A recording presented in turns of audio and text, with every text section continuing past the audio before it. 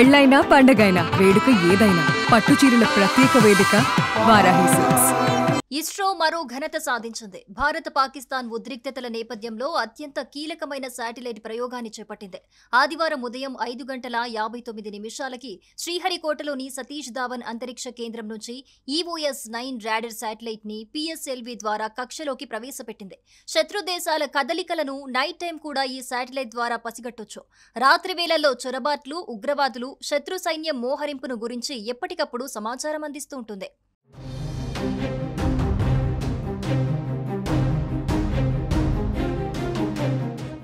ఇస్రో చేపట్టిన 101వ రాకెట్ ప్రయోగమిదే.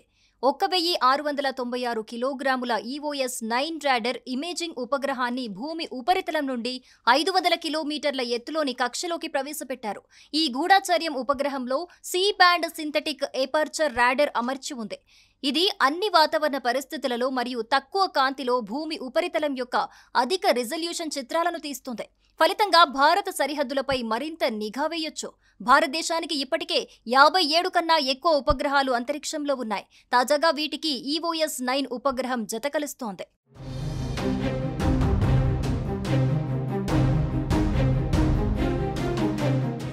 ముఖ్యంగా పాకిస్తాన్, చైనాల నుంచి వస్తున్న ముప్పుని రాత్రి వేళల్లో కూడా ఈ శాటిలైట్ ద్వారా పసిగట్టవచ్చు.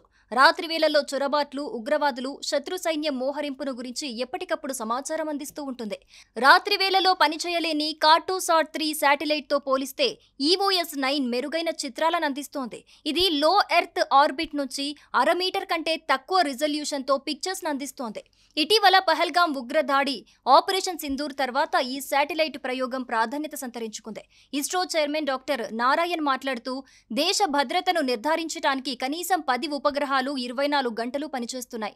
దేశం తానే 7000 కిలోమీటర్ల సముద్ర తీర ప్రాంతాలను, మొత్తం ఉత్తర భాగాన్ని పర్యవేక్షించాలి.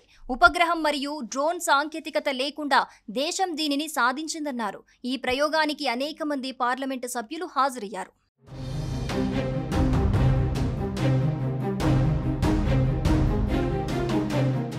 సుమన్ టీవీలో మీ పర్సనల్ అండ్ బిజినెస్ ప్రమోషన్స్ కోసం కింది నెంబర్కి కాంటాక్ట్ చేయండి.